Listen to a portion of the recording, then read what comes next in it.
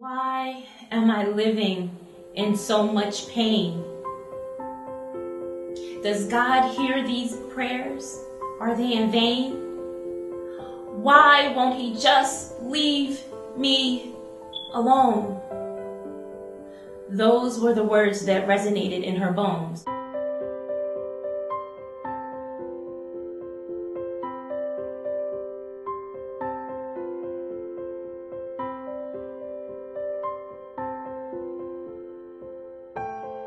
Really, my life changed dramatically when my sister got engaged to her fiance and he came into the family. The first time that anything inappropriate happened was very shortly after my sister got married. After they came back from their honeymoon, they said that I could actually come over and spend the night. And I was really excited to come, spend some time away from mom and dad, at their new apartment. And she had pretty much made up the couch for me, and she gave me, a pillow and a blanket, and we all watched TV, and then she went to sleep. Everybody went to sleep. But the very next memory that I have is being awakened by like a fluttery, feathery feeling on my chest. And I'm laying there, and it was slowly filtered in through my self-conscious that someone is touching me. But I was too afraid to open my eyes. So I remember just keeping my eyes closed. And the touches progressively got a little firmer, but they stayed pretty light for a while. And as I was fighting to keep my eyes closed and to appear asleep, I remember smelling a familiar scent. And I remember saying to myself, I know who this is that's touching me. And all these wild questions popped in my mind. What's going on? Why is he doing this? Where's my sister? And just as suddenly as it started, it stopped. And I heard him stand up and walk out the door, and the door closed.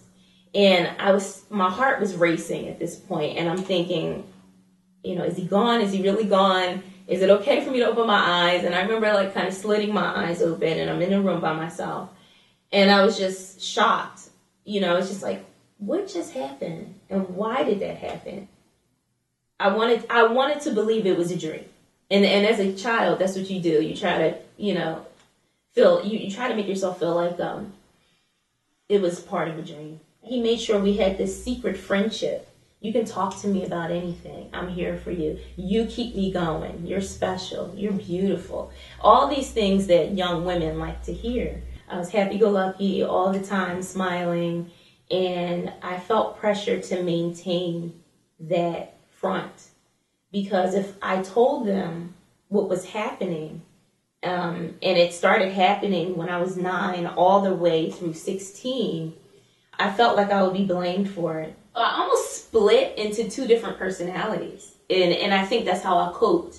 Because I was this way when I was with him, and then I was Jen when I was with my family. I had 2 different personas. That was the only way I could compartmentalize what was going on with me and not think about it. They say when you want to tell something important to somebody, wait for the right time. Well, when is the right time to tell your parents, I've been having sex with my brother-in-law for years? It's never an appropriate time. It was a day that I had rehearsed hundreds of times, but it was never an appropriate moment to shatter my parents' lives. I didn't know how they were going to react. I know they loved me, but I didn't know how they were going to react. And then I remember calling them into my bedroom and saying I had something to tell them.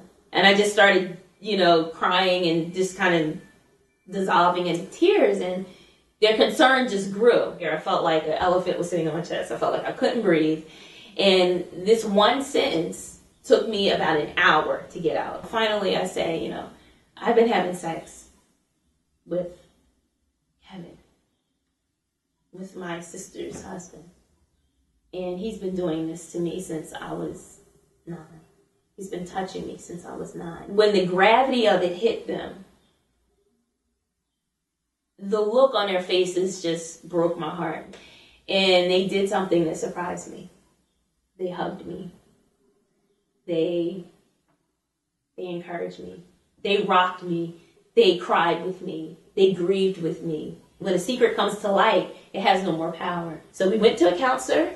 And every time I went, I felt worse, basically, because it was just delving more into details, more into the past, and really bringing them up and inflaming all of my feelings and then not dealing with them. So I walk out with my raw emotions just to the surface, and it was no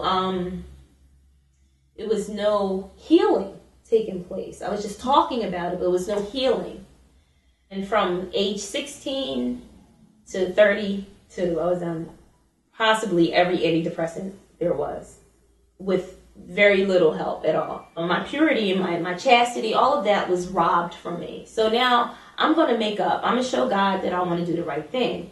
So as a result, since they discourage dating, Jehovah's Witnesses discourage dating, dating should just be for getting married. So at 18, I decided I wanted to get married. So I got married at 19, and which was a really horrible choice. We just didn't have a lot in common at all, and I was running away from what happened to me, and I was looking for a protector. After the first year, after first couple months, I knew I had made a terrible mistake. But I tried to hang in there. Then I got pregnant with my daughter.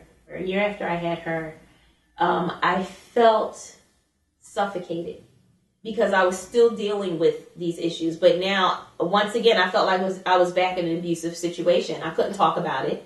I was with this man who didn't know who I was. He was African, so we had very different cultural backgrounds. He expected me to do everything, raise our child, go to work. I felt pressed into a corner.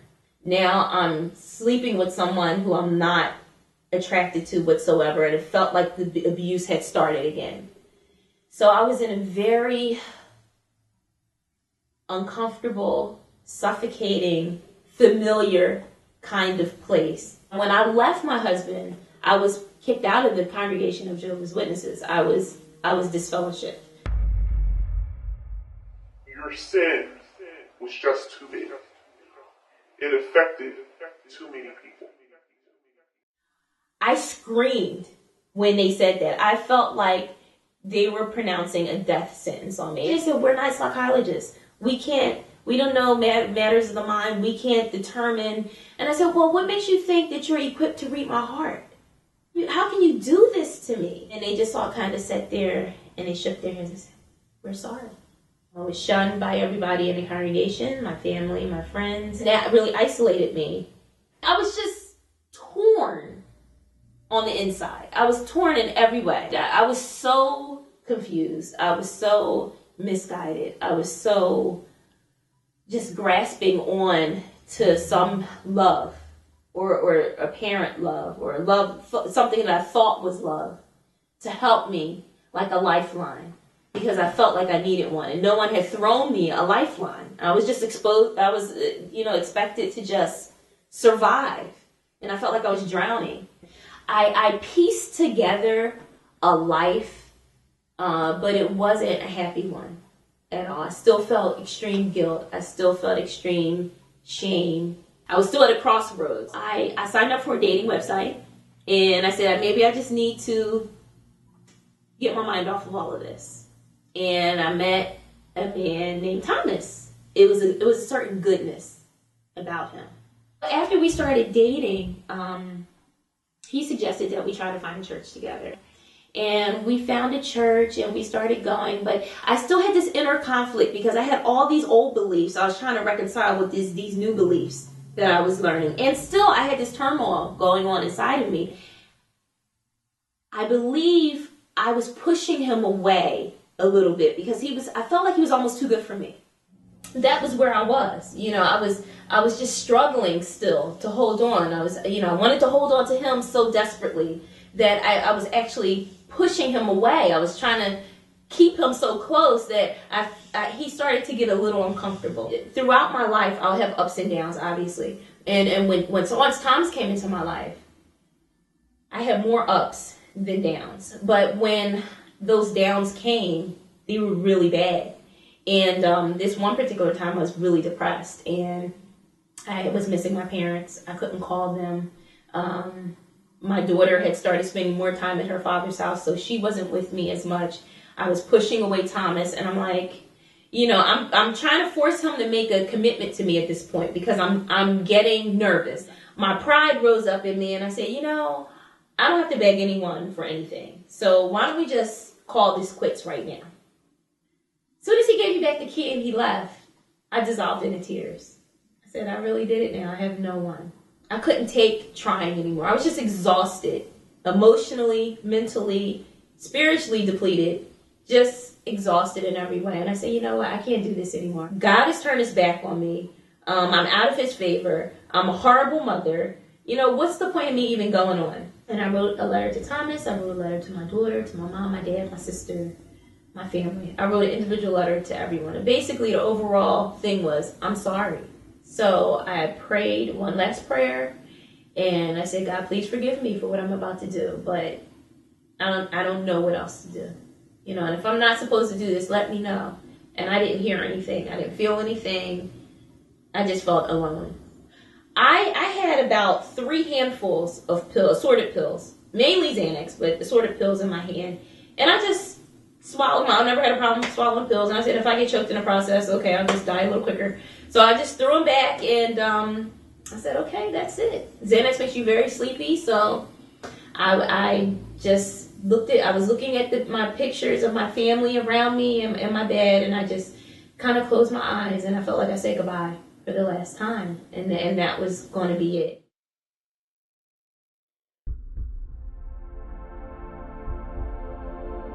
So when I woke up, it made no sense to me. I just didn't understand, how am I still here? Somehow I had the wherewithal to text Thomas, and I said something sarcastic, like, can't even kill myself right.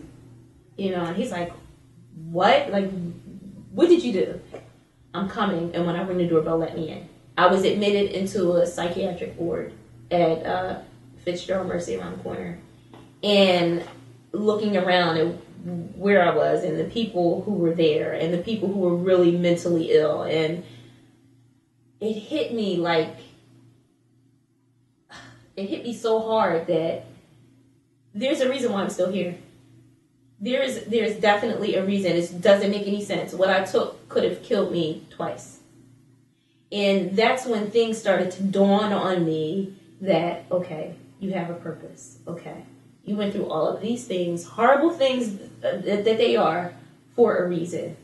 And that's when I started gaining my personal power, my power from God. I'm not going to be a victim anymore. I can take all of these horrible things and turn them around with God's help. And I don't need a man-made organization to lead me in my relationship with God. I have that ability to do that through Jesus. And that's when I actually gave my life to Christ. Because I said, God, you literally saved my life for a reason. And now I want you to direct my life. And because I've made a horrible, horrible mess of things, and I need you to help me. I realized that God was getting me to a point of brokenness. And I believe I can see his hand in my life saying, okay, you've tried it your way. Now it's my turn to help you. And he makes it easy. He makes it easy to forgive myself, because I hadn't forgiven myself. So once I realized that Jesus forgave me, and he loves me, and he saw all the hurt I went through. And then I started experiencing him changing my life and rewarding me for making that step to let him guide me. That just spurred me on more. I had experienced God. I experienced being near death. I had experienced trying to take my life, and I had experienced waking up only by the grace of God. So when it was time to praise, and I think we sang a song where I think it was like, God, you saved me. It hit me. It was such an impact on me. It was just such a relief and such a good feeling. And I felt like God's presence was there. And I felt like he was speaking to my spirit. Like, I've been there all along. I've seen everything you've gone through. And I'm the one who brought you through. I'm the one. give me honor because I'm the one. And oh, it just touched me so much. And I just said, oh God, I'm just going to praise you for what you did for my life. And I just felt like it was better than any counseling session, any medication, anything. God knew who to send to me and how to approach me and how to lead me to him. And he showed me that kind of unconditional love. Because if you can love someone when they're out of it and stumbling and just saying vile things and, in a psych ward, and that's unconditional love. I just saw God take my life and do a complete 180 in 1 year. I look back on journals that I keep, and this one passage was dated July 23rd, and it said, that's my husband's birthday. I said, "Happy birthday, Tommy. I'm in the psych ward at Fitzgerald Mercy, and I'm realizing what I tried to do to myself." And that was in 2010. In July 2011 was our wedding date, when everything had changed. So when I saw that, I was like, wow, God did all of that in a year. I had been going to therapy and on drugs for over 20 years, and God did it in 1 year. I've never been happier. And so, I feel like God has brought me through all of these different things and pitfalls in my life to say, this is a huge revelation for me that I made you strong for a reason. And now is your turn to throw the lifeline and help others who've gone through everything or similar situations that you've been through. If you're still here, it's not over yet. If you're still here, God has something for you. He has a purpose. Every single one of us has a purpose. God has the ability to bring you through. And then once he brings you through, get ready because he's going to use you.